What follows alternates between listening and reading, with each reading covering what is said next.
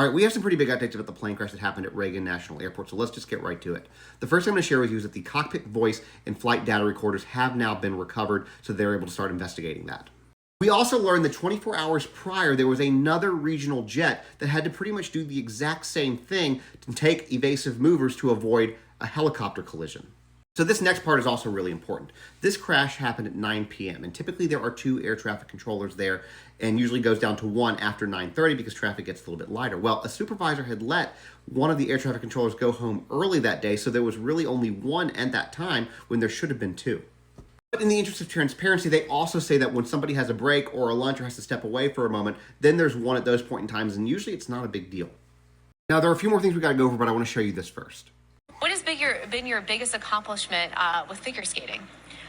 Actually, that was my biggest accomplishment, being top 10, actually being first in the whole country. And what are your goals for the future in figure skating? My goals are to actually be a part of Team USA and travel around the world. That was 14-year-old Everly Livingston, and she was on the plane with her 11-year-old sister and her parents. There was also Grace Maxwell, a college student in Ohio. She was returning home from her grandfather's funeral.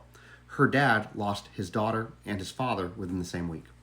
There was a group of guys who everybody said was the most amazing people returning home from a hunting trip. 13-year-old Jenna Hahn, 16-year-old Spencer Lane, 12-year-old Brielle Magdalena, and 12-year-old Olivia Tare. And I want you all to keep these people in mind and their families in mind when I show you this next part. I've seen a lot of hateful comments on this app since the DEI comments were made, so I wanted to show you all this.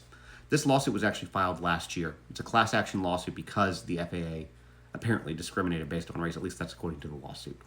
And I bring this up because there are a lot of people, real people, who are suffering imaginable losses, entire families wiped out, children, young children, and people are fighting over the dumbest shit when we don't even know the answers.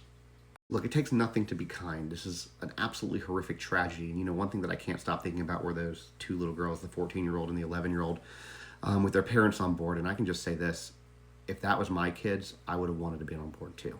I can't even begin to imagine the loss some of these people are experiencing.